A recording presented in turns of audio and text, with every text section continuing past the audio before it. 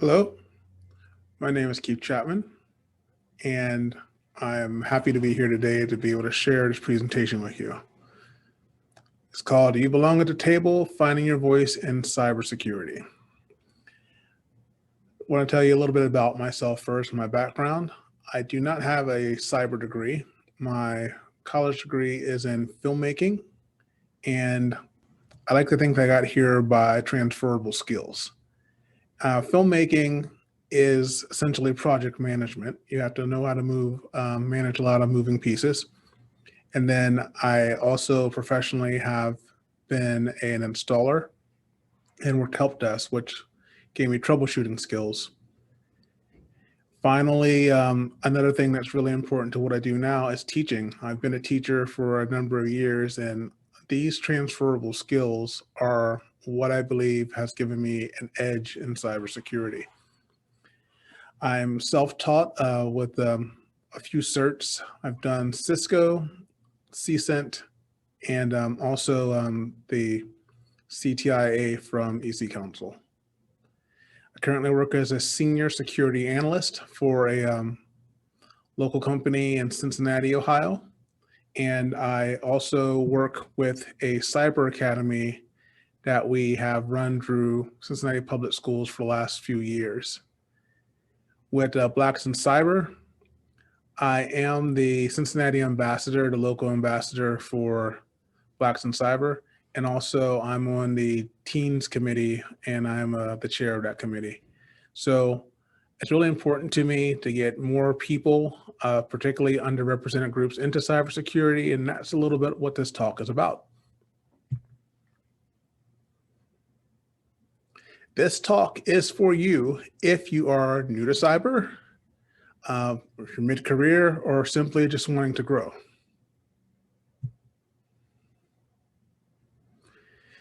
There are many ways into cybersecurity. You may have heard that.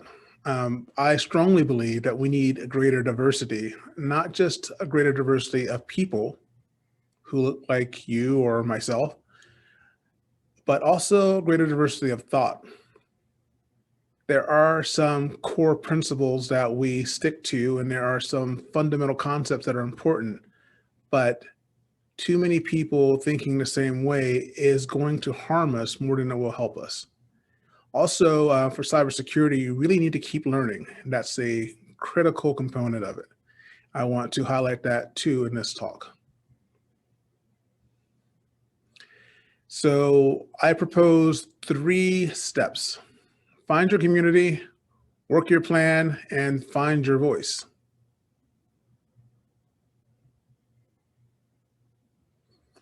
So when finding a community, it's very important that you be yourself, whoever that is, that you be intentional about why you're in community, and that you be discerning about the communities that you're in. These steps are mostly there as kind of guidelines and protections for yourself and others. Being discerning about the groups, they're not all the same. They don't all have the same purposes. Being intentional about why you're there and how you can help and what you want to learn from them is essential.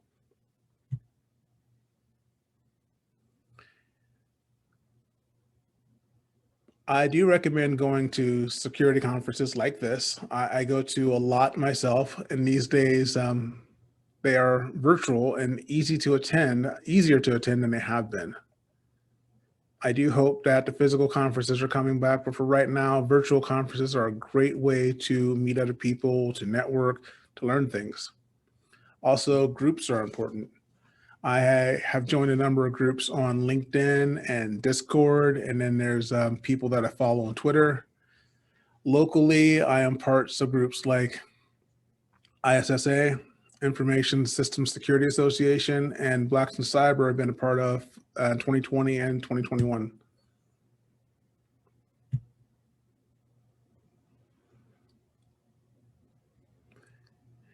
So when I talk about being yourself, what I mean by that is become a student of what your strengths are, what your weaknesses are, what your goals are, what your values are. You should learn things like what is your mission? What drives you? How do you work? How can you create time and space for you to work? And what way do you work best and what doesn't work for you at all? It's very important with a lot of things. Cyber is very big. You have to kind of limit your focus somewhat. And also, you have to maybe expand your vision. It might be different than you think it is. So, for know your mission, what I mean by that is what's driving you. If you don't know, I would recommend that you feed your curiosity, that you sample broadly. It's a very broad topic, and see what speaks to you. What gets your attention? What do you keep thinking about in cyber?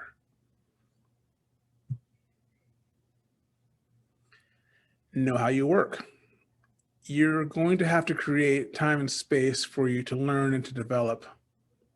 There's no other way to it. A lot of what we do is difficult. The work itself can be difficult. You have to be intentional about setting aside time, and it may require great sacrifice, both from you and your family and friends. Do you work best in the morning or an afternoon, evening? Are you a morning person, evening person? Do you work deep where you have to focus down and be by yourself? Do you work better collaborating? Do you work better with hands-on, or are you better able to handle theoretical concepts than you are physical concepts? So, what I mean by learn what works and what doesn't work, it's very important that you prioritize and pick what comes first, what comes next, and what's your end goal. Grow your vision. What can't you see? What can you see? Look and see what gaps you have and how you might learn to fill those gaps. And a critical component to this, one that really I think makes it work best, is that you share. You share what you know, you share what you're doing, you share what you're looking for, and you share how you can help. I've benefited immensely from other people coming alongside me and from learning from helping other people.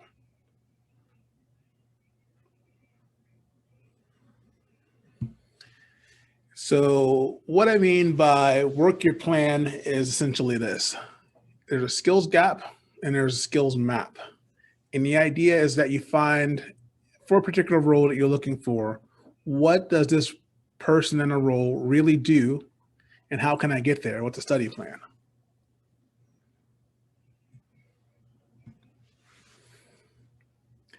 So I want to go through this basic, little bit of a list, and I want to demonstrate what it looks like if you were looking for two separate positions. One side, one mission is more technical than the other, and both have different ways that you would approach them. I would follow the same outline for both, and let's just walk through them. So first, I'd recommend looking at something like the US Bureau of Labor Statistics. And what they show you there is different bits of information, like what does an information security analyst do? What's the environment like? What's the job outlook like? What are similar occupations? They might not be listed the same in job settings. What type of education is required? Is on-the-job training available? And a lot of different specific information to each career. So for information security analysts, I figure we could start here. And then once you narrow down the type of job that you're looking for, you look at certification roadmaps. Certification roadmaps like this one from CompTIA are really helpful to see how you might progress as a beginner or novice to intermediate, advanced, and expert. For example, of information security, a lot of people will start either with a ITF plus or an A plus from CompTIA, and then maybe progress to a network plus or security plus and take it from there. One of the more advanced degrees you can get there is a CASP if you're sticking with CompTIA, or something like a CSSP or CSSM. All of these degrees are on the internet in lots of detail. So depending on what area you want to focus on, whether that is management or whether it's software development or training, you can see clear roadmaps. This is another example of a roadmap that I like. All the links here will be in my notes and posted to GitHub. The links at the beginning and end of this presentation. So this is another security roadmap. Do you want to be an implementer? Do you want to do architecture, management, analysts? Are you red team or blue team? If you don't know those, by blue team, I mean someone who's a defender. By red team, more offensive, where you are attacking with a purpose to make the defense better. Finally, I like this roadmap also. This roadmap has salary ranges as well. And again, it breaks it down from early career, mid-career, late career.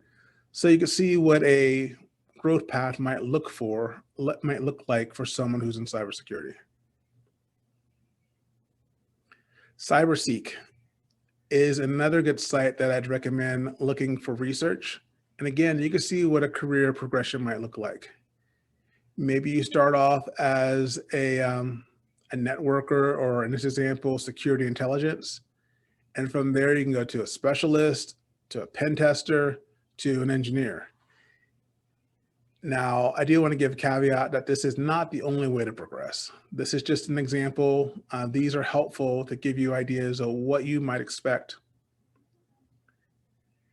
The National Initiative for Cybersecurity Careers and Studies is another very helpful resource.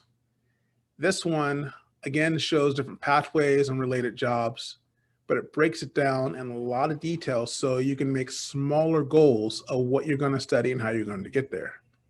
In this example, we're going to use the NICCS model of how you would study for a career. Having a 5-year plan is very helpful. The thing about a 5-year plan, though, is they have to constantly be revised. You're going to want to draft it, revise it, execute it, and then revise again and follow a cycle. This flow chart gives you a pretty good example, give you a pretty good idea of what you might expect in a 5-year plan.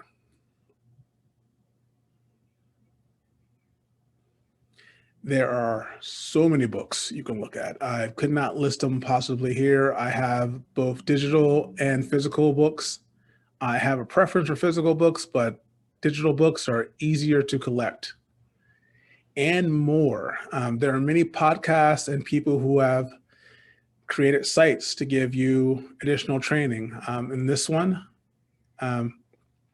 firdiva.com, she lists both free and affordable cybersecurity trainings. This is a really good resource. This is another resource where it lists books and courses, podcasts, YouTube channels as well. So these two sites, I typically refer people to get more information. So in the first example, if you want to be a cyber defense incident responder, and that is a mouthful, but this is showing you the different related jobs. You might see it as security analyst. You might see it as incident responder. You might see it as threat intelligence analyst. It pops up a number of different ways, but this will give you a good example of what you might do if you were studying with the intent of getting a job or a role like this. So it breaks it down to tell you what the job is. It's someone who investigates, analyzes, and responds to cyber incidents within the network environment or enclave. So you'll see details, tasks, knowledge, skills, abilities, and capability indicators. In this example, it shows you a core task and an additional task. So what I've done in cases like this is go through the core task and see, by talking to people and reading other things and doing other research, to figure out what are the primary core tasks. What do I need to know? And with the knowledge, it does show you these, what they call KSAs, knowledge, skills, and abilities. So it breaks down each component as far as what you need to learn. The knowledge of cybersecurity and privacy principles, knowledge of cyber threats and vulnerabilities. Each of these lines is a lot of information, and it helps to have an outline or a goal to be able to process it. And then skills, these are different things that you can practice. Like, what do you need to do to be able to perform a damage assessment? Or how do you secure network communications? All of these things are working together so that you can learn what the job is like and how you do it. Finally, capability indicators. This gives you, again, a good example what entry level looks like versus intermediate versus advanced. The thing about cybersecurity jobs is that they typically are very different from place to place that you go. So this does give you a general idea, but it is still best to tailor your activities or tailor your knowledge to a particular job or a particular company, even if you are very targeted in what you're looking for. So in this plan, I currently do have a job that's very similar to this, and this is an example of what I did to prepare myself. I started off just the way my career has been. I have a networking background, have a network certification, and then I've also got system administration experience. Besides that, I learned more about Linux, primarily from using Raspberry Pis and virtual machines. So for those who are not familiar, a Raspberry Pi is a very small, what we call an SBC, single board computer, and it's about the size of a deck of cards. It can do the typical functions of a computer. You can program it to have different operating systems, and they all work off of little memory cards. This link shows you a list of projects that you can do with Raspberry Pis. Typically, when I employ them, I use them as file servers or media servers. I've used them before as other devices too, like even access points, and they can have a lot of flexibility. I even currently employ one as a ad blocker in my network. This is a software called Proxmox, and Proxmox has been around for a very, very long time. This is not my setup at home, but you can use it to create virtual environments. You can create Windows environments or Linux environments, or you can put things on it like Security Onion if you want to learn more about that particular software, or Helk.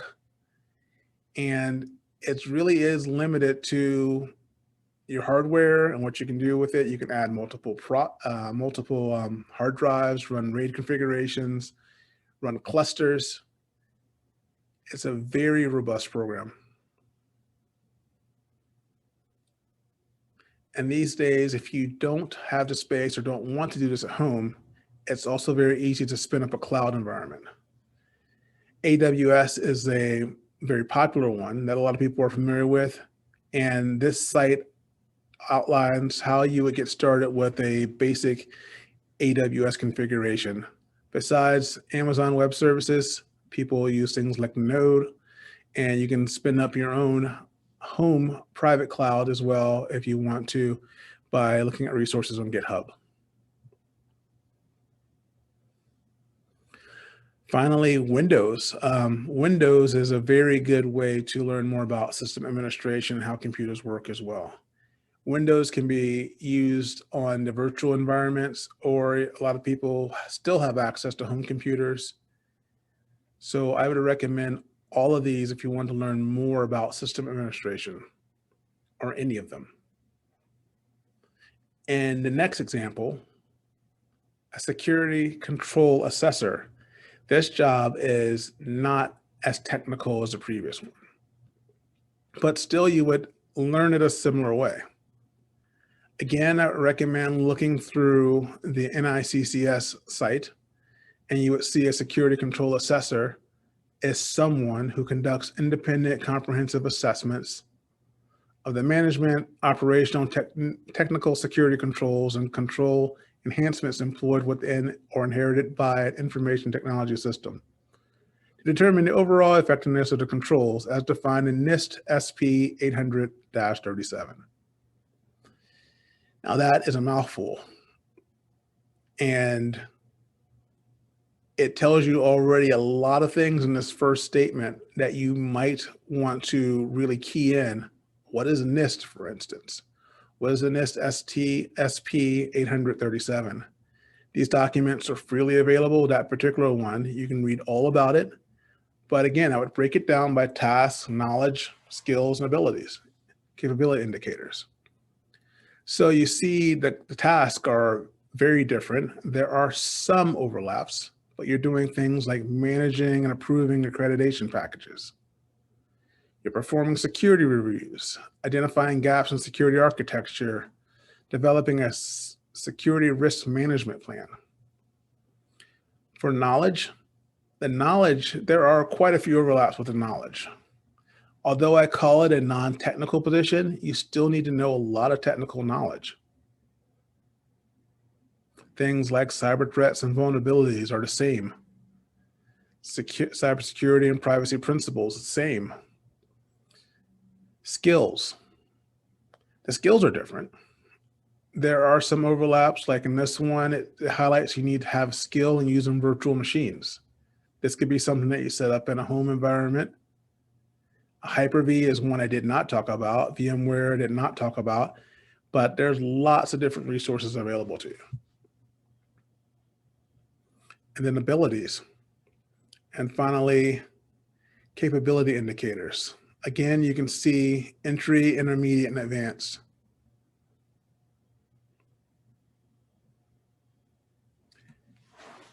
So in review, these are some things that you can do to find your voice and to determine what it is that you're looking for and what you want to learn. You can build a home lab, or if you don't want to go through that, you can use a cloud environment. Besides that, I highly recommend being active in a community and ask questions. Your goal for this is to be able to understand things so well that you can synthesize concepts and be able to transfer them and to see how things interrelate. And then I'd also recommend mentoring. Whether you are someone who's looking for a mentor or whether you want to mentor someone else as you're learning.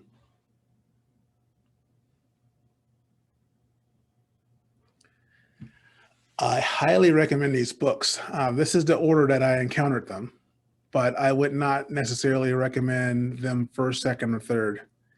Mindset is a book that I looked at when I read when I was a teacher, and it talks about how some people have fixed mindsets and how some people have open mindsets, and they are able to see themselves in a different manner. They are more likely and apt to learn. They're more likely to find more favorable outcomes in life.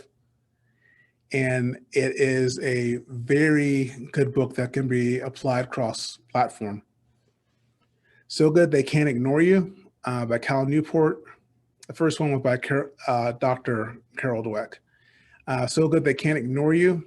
Yeah, it talks about how a lot of people are told the advice to follow your passion, and that's not the best fit for everyone. This author argues that a lot of people become passionate on things that they develop skills at. And so he recommends more of a craftsman mentality where you work to become so good at what you do that you get more opportunities. And finally, Ultra Learning. Of the three books, this is the most recent. This book is all about how you can really break down a learning process so that you can learn more efficiently. And by doing that, you can learn hard skills in a very quick manner and to retain the knowledge better.